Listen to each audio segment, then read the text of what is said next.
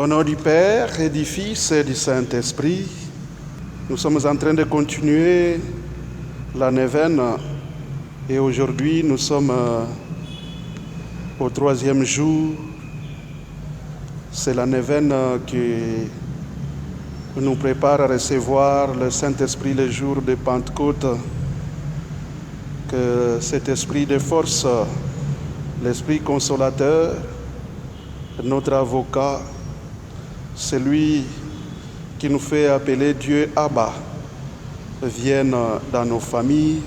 Et à présent, nous nous confions à l'Esprit Saint pour qu'il dirige ces temps de prière ensemble avec tous les chrétiens de notre paroisse de Limo Santo, ensemble avec toutes nos familles dans nos lieux respectifs. Viens, Esprit Saint, remplis le cœur de tes fidèles et allume en eux le feu de ton amour. Alléluia. Envoie ton Esprit Saint et il se fera une création nouvelle. Remplis le cœur de tes fidèles et allume en eux le feu de ton amour. Alléluia. Nous allons à présent faire une petite exhortation pour inviter chacun d'entre nous dans notre paroisse et dans nos familles à vivre la parole de Dieu, à la mettre en pratique. Et c'est en vivant la parole de Dieu que nous allons nous rendre compte que l'Esprit Saint est vraiment à l'œuvre dans nos familles et dans la vie de chacun. Notre thème général de notre neuvaine s'intitule « Accueillir et vivre la grâce de l'Esprit Saint en famille ». À partir de ce thème principal, nous avons divisé les sous-points. Et aujourd'hui, comme on est au 3e jour, notre thème s'intitule « La famille, lieu de charité et d'espérance ». Nous nous inspirons ici de Luc chapitre 2, à partir du verset 41 jusqu'à 51. La famille, lieu de charité et d'espérance. Ce thème nous exhorte à voir dans quelle mesure nous menons une vie de charité et d'espérance dans nos familles respectives. Et par la grâce de l'Esprit Saint, que nous puissions améliorer notre vie chrétienne en famille.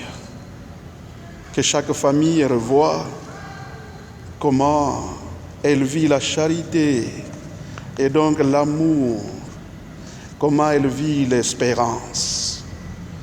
La charité et l'espérance sont ce que nous appelons vertu théologale, où nous pouvons définir la vertu tout court est une disposition naturelle à faire le bien. Nous abordons ce thème en prenant pour modèle, tel que je l'ai déjà dit, de la famille de Nazareth, composée de Jésus, Marie et Joseph. Leur modèle de foi, de charité, de donation, d'amour de Dieu pourra nous inspirer et inspirer nos familles. Nous allons aborder ce thème à 2 niveaux. Et le premier niveau, la montée de la famille vers Jérusalem pour la fête de Pâques. Je ne vais pas ici lire tous ces passages, mais vous-même, vous lirez ça à la maison, Luc 2, 41, 51. Vous allez encore lire Matthieu 2, 13 à 15. La montée de la famille vers Jérusalem pour la fête de Pâques. sur ces passages de Luc chapitre 2. Marie, Joseph et leur fils Jésus, tous, dès que l'heure de Pâques sonnait, il fallait que tous montent à Jérusalem pour aller prier et fêter la Pâques avec tout le monde. Et ils avaient cette habitude chaque année d'aller à Jérusalem pour fêter et laisser toutes les activités pour aller rencontrer le Seigneur et fêter la Pâques d'Israël. Quand ils avaient laissé, ils se sont mis en route, ils laissent toutes leurs préoccupations, ils s'embarquent. Autrement dit, aller à Jérusalem pour prier était une habitude, une priorité pour cette famille de Nazareth, de Jésus, Marie et Joseph. Alors que la vertu de charité se comprend comme une vertu théologale par laquelle nous aimons Dieu par-dessus tout et notre prochain comme nous-mêmes pour l'amour de Dieu. Donc cette famille de Nazareth a aimé Dieu au-delà de tout et donc Dieu occupait la première place. Pour cela, ils laissaient leurs activités pour d'abord mettre Dieu au devant. Nous prions le Seigneur pour nos familles afin qu'elles aient toujours conscience qu'elles constituent la cellule de base de la vie chrétienne, où sévit le témoignage de foi. Nos familles doivent nous donner le témoignage de foi en mettant Dieu en première place dans leur vie. Un témoignage où sévit un témoignage d'amour qui s'aime et qui se donne, et les parents doivent apprendre à leurs fils comment aimer Dieu, comme Joseph et Marie ont appris à l'enfant Jésus comment laisser tout et aimer Dieu. Une famille de cohésion, un témoignage de cohésion, de joie et de paix. Et tout cela constitue ce que nous appelons fruit de l'Esprit Saint.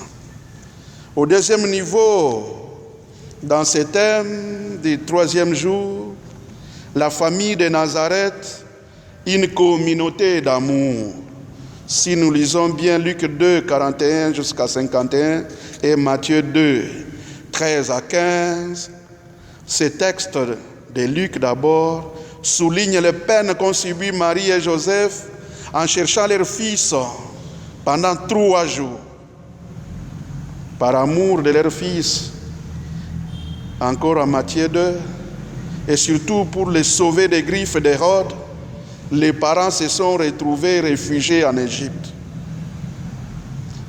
Notre prière pendant ces temps de la neuvaine à l'Esprit Saint est que l'Esprit Saint ouvre les yeux de nos parents pour que la sainte famille de Nazareth soit propice et rende plus lumineux les témoignages chrétiens de nos familles. Que nos familles deviennent un petit nid d'amour. Que nos familles deviennent, dans nos familles, chacun se sacrifie pour l'autre. Que nos parents soient prêts à mourir pour le bien de leurs enfants. Que les enfants se donnent totalement pour le bien de l'un et de l'autre et de leurs parents. Qu'il n'y ait pas de division. Joseph et Marie, 3 jours sans manger, sans boire, en train de chercher leur fils. Nous aussi cherchons nos enfants. Donnons-nous pour eux. C'est à ce moment-là que nous verrons l'œuvre de Dieu et vraiment nous serons convaincus que l'Esprit Saint est dans nos familles. Que nos familles soient un lieu où il y a un amour sans regret ni amertume. Quel que soit ce qui nous arrive pour tel enfant malade, handicapé ou telle maladie qui ne se guérit pas, chers parents, aimons et acceptons les circonstances qui nous arrivent pour nos enfants ou pour les maris ou pour l'épouse. que notre amour envers tel ou tel de notre famille ne soit pas un amour de regret ou d'amertume. Que nos familles soient un centre autour duquel tout gravite et brille pour la gloire du Seigneur. Voilà, en bref, nous reconnaissons que nos familles, en fait, traversent de diverses crises actuellement. Les crises de division, où les parents se divisent avec leurs fils, des divisions entre enfants.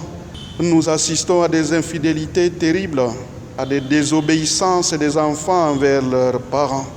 Tout cela nous met nos familles en difficulté.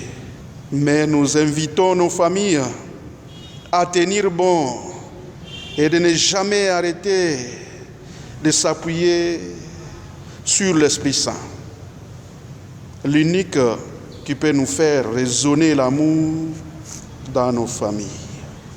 À présent, je vais juste faire une petite intention pour nos familles et pour chacun de nos chrétiens de notre paroisse, l'Esprit Saint que nous attendons, qu'il vienne et qui dirige notre vie. Dieu notre Père, nous te disons merci pour tous tes bienfaits, pour toutes tes grâces visibles et invisibles que tu ne cesses de réaliser dans la vie de chacun de nos paroissiens et surtout dans nos familles. Pour tout cela, nous remontons notre action de grâce vers toi, Dieu le Père. Par amour, tu as envoyé ton Fils ici sur terre, qui a versé son sang, qui est allé jusqu'à la croix pour vraiment montrer l'amour pour lequel tu tiens à tes enfants. Maintenant, celui-là nous a promis l'Esprit Saint, qui ne va jamais nous laisser orphelins. Il nous enverra l'Esprit Saint, l'Esprit consolateur, notre avocat, notre force, celui qui nous apprendra toute la vérité. Et c'est celui-là que nous implorons pour nos familles et pour chacun d'entre nous. Sincèrement, Seigneur, nous te disons merci et nous sommes sûrs que l'Esprit Saint est avec nous et il trouvera place le jour de Pentecôte dans nos cœurs et dans nos vies. Amen. Nous allons confier notre paroisse qui vient de totaliser 55 ans dans les mains du Seigneur.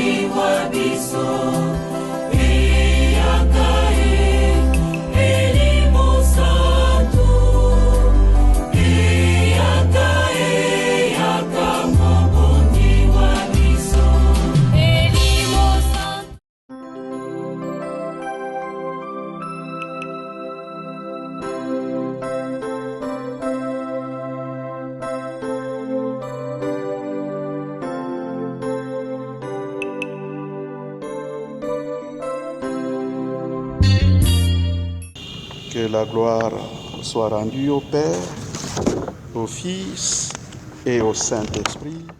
Amen. Le Seigneur soit avec vous. Que Dieu Tout-Puissant bénisse toutes nos familles, bénisse tous les agents pastoraux,